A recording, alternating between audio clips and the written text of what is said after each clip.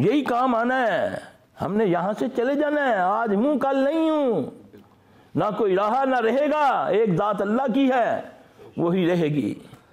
تو میری اور آپ کی نجات محمد صلی اللہ علیہ وسلم کے طریقے پر چل کے ہے۔ اعوذ باللہ من الشیطان الرجیم، بسم اللہ الرحمن الرحیم۔ وَإِن يَمْسَسْكَ اللَّهُ بِضُرٍّ فَلَا كَاشِفَ لَهُ إِلَّا هُوَ وَإِن يُرِدْكَ بِخَيْرٍ فَلَا رَادَّ لِفَضْلِهِ يُصِيبُ بِهِ مَن يَشَاءُ مِنْ عِبَادِهِ وَهُوَ الْغَفُورُ الرَّحِيمُ۔ اپنے ٹائم میں سے تھوڑا سا ٹائم نکالو، دعائیں پڑھو، بچوں کو یاد کراؤ، واللہ تمہیں کسی کا محتاج نہیں چھوڑے گا وہ رب۔ وہ کہتا ہے ڈائریکٹ میرے ساتھ بات کر، تجھے کسی وسیلے کی ضرورت نہیں ہو، کیا ڈائریکٹ کہ اللہم۔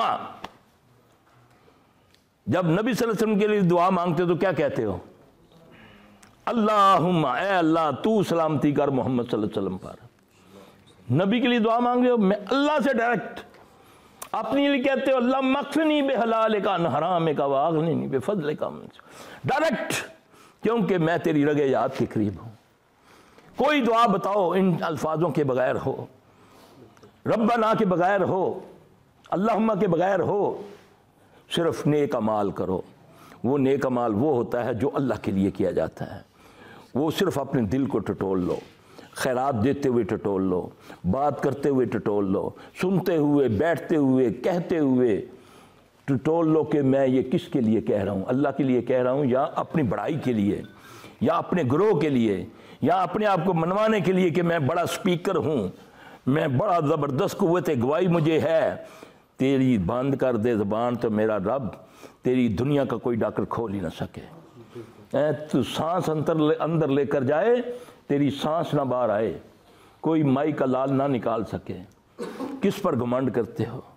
اللہ مجھے آپ کو اخلاص عطا فرمائے، اخلاص کا معنی خالص اللہ کے لیے عمل کرنے کی توفیق عطا فرمائے۔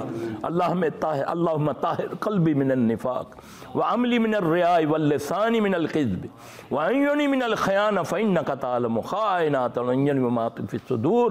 اے اللہ ہمارے دلوں کو نفاق سے پاک کر دے، اے اللہ ہماری زبان کو جھوٹ سے پاک کر دے، اے اللہ ہمارے عمل کو ریا سے پاک کر دے۔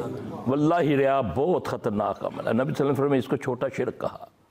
آپ نے فرمایا مجھے ڈر لگتا ہے کہ میری امت میں چھوٹا شرک نہ آ جائے۔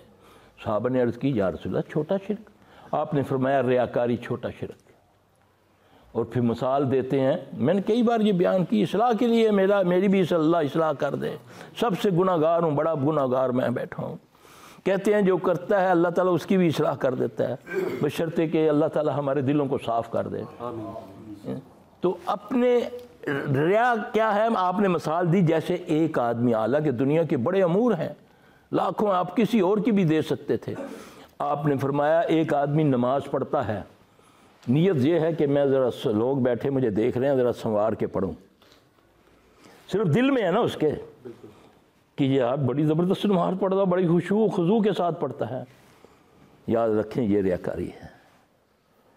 کسی کو پیسے اس لیے دینا کہ لوگوں کو دکھا کے، ہاں اللہ کہتا ہے ظاہر میں بھی خرچ کرو اور چھپا کے بھی، یہ ترغیب ہو، نیت یہ ہو کہ یار میں اس بابے دے سامنے دیواں تاکہ ان بھی کو پتہ ہے، نیت میں ہے، نیت میں، اور اس کو سوائے رب کے کوئی نہیں جانتا۔ اور تم کسی کے بارے میں فتویٰ مت دیا کرو کہ یہ ریاکار ہے۔ ریاکاری کو سوائے رب کے فرشتے بھی نہیں جانتے، کیونکہ علیم بذات الصدور کون ہے؟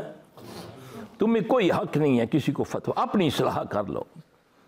تمہیں برا لگ رہا ہے نا، اس کی بات اس سے ساتھ مت کرو، ہمت ہے تو اس کو جا کر بولو، ورنہ خاموش رہو۔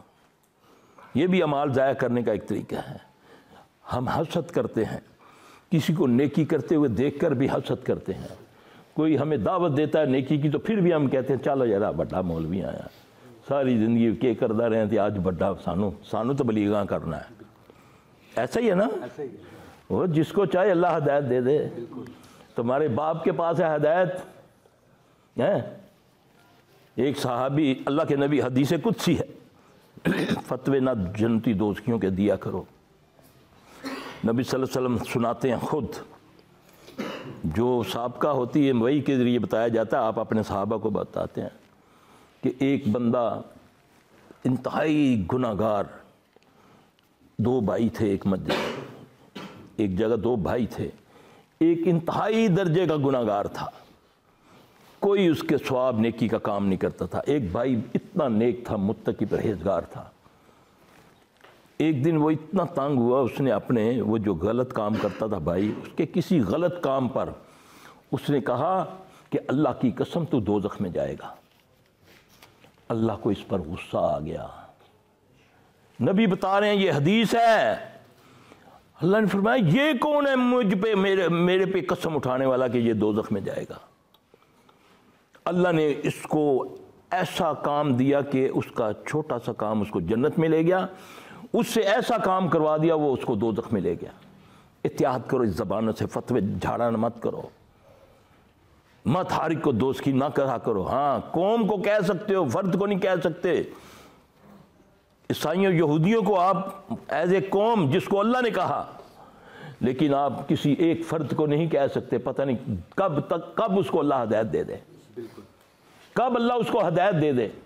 یہ نہ کو اے دوست کی ہے، استغفر اللہ استغفر اللہ۔ ڈرے میرے بھائی، ایسی باتوں سے ڈریں۔ یہ چیزیں ہیں وہ جو ہماری زبانوں سے نکلی ہوئی ہیں، جس کے ہمیں پکڑ ہوئی ہے، اور لیے گھومتے ہیں ہم دنیا میں کہ ہم پر جادو ہو گیا ہے، ہمیں جن چمڑ گیا ہے۔ اللہ کہتا ہے جب تم رحمان سے تغافل کرتے ہو میں تم پر جن چھوڑ دیتا ہوں، شیطان چھوڑ دیتا ہوں۔ جاؤ پڑھو سورہ زخرف کے اندر اللہ نے فرمایا یہ اللہ کے چھوڑے ہوئے جن ہیں، شیطان اللہ کے چھوڑے ہوئے ہیں، کوئی چھڑا نہیں سکتا جب تک وہ نہ چاہے۔ بس یہ میں جب تک یہ نہیں کہوں گا کہ میری کرتوت کی وجہ سے یہ ہوا ہے، جو میں اتنی اذیت میں، میرا بیمار تو چارپائی پہ پڑا ہوا ہے، وینٹیلیٹر پہ پڑا ہوا ہے، اس کی سانس چل رہی ہے، پیسے لگ رہے ہیں، اذیت میں سارا خاندان ہے، وہاں پر پڑھو نہ، دعائیں مانگو، مت رشتہ داروں سے لڑو۔ خبردار چڑھی ہے تو تم فلانے دیے پترے سپتال سے تکے مارنے شروع کر دیے، کیونکہ مولوی نے کیا سی کہ تو جادو کرایا میری ماں تھے، اس مولوی تے لعنت جس خبیث نے تیرے سے کیا۔ تم لڑاتے ہو بدبخت کے بچوں، تمہیں پتہ بھی چلے مت بتاؤ، تمہیں تو حکم ہی نہیں ہے، تمہیں تو حکم ہے کہ صلح کرانے میں جھوٹ بھی بول سکتے ہو، تم لڑائیاں کرانے میں جھوٹ بولتے ہو، تیرا باپ نہیں جانتا، نہیں سمجھ سکتا کہ کس نے جادو کروایا ہے، ایسے حساب لگا کر بتا دیتے ہو، شیطان تمہیں القاء کرتا ہے، خاندانوں کے خاندان قتل ہو جاتے ہیں، خاندانوں کے خاندان تباہ ہوئے ہیں ان باتوں سے۔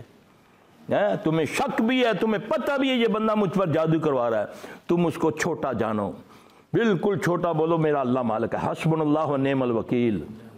جب شیطان کو بڑا کہو گے وہ بڑا ہو جائے گا۔ نبی علیہ السلام حضرت انس رضی اللہ عنہ کے ساتھ جا رہے ہیں، ان کی سواری نے ٹھوکر کھا کے گرتی ہے۔ اب وہ سابقہ دور کے ان کے جب ایمان میں نہیں تھے، اس دور کے کلمے ان کے منہ سے نکلے شیطان ذلیل ہو۔ آپ صلی اللہ علیہ وسلم نے ڈانٹا، اے انس، شیطان سے کہنے سے، یہ بات تیری کہنے سے شیطان پھول کے پہاڑ کی طرح ہو گیا، دیکھیا منیا نا میں نے گرایا۔ آپ نے فرمایا تو اس پر اللہ کا نام لے، وہ ذلیل ہو کر مکھی کی طرح ہو جاتا ہے۔ بسم اللہ پڑھو نا، بسم اللہ پڑھو نا، اللہ کا نام لو نا، وہ تو اکڑ جائے گا۔ یہ تو ایک اصول بھی ہے نا، جب شیطانی صفت آدمی کو اگر اس نے کیا بھی نہیں ہے، اگر اس نے دو بندہ کچھ کسی کو نقصان ہی نہیں پہنچایا تو تم نے کہہ دیا یار من لگتا ہے فلاں دو بندے بھی تو قتل کیتے سی، وہ بچوں کہ ہاں میں تینوں بھی مار سا۔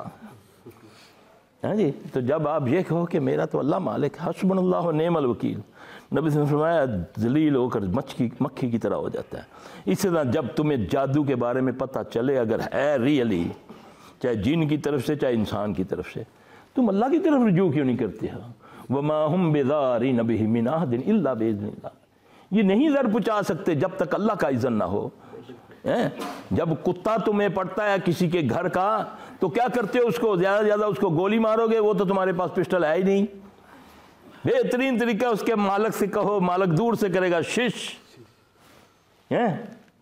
تو کتا آرام سے بیٹھ جائے گا۔ یہی ہے نا؟ تو شیطان کا مالک کون ہے؟ تو شیطان انسان بھی ہوتے ہیں، جن بھی ہوتے ہیں۔ جب تم اعوذ باللہ من الشیطان الرجیم کہو گے، اعوذ بکلمات اللہ التامات من شر ما خلق، یہ پڑھو گے، یہ نبی نے سکھایا نا صلی اللہ علیہ وسلم، سیکھو نا یہ باتیں۔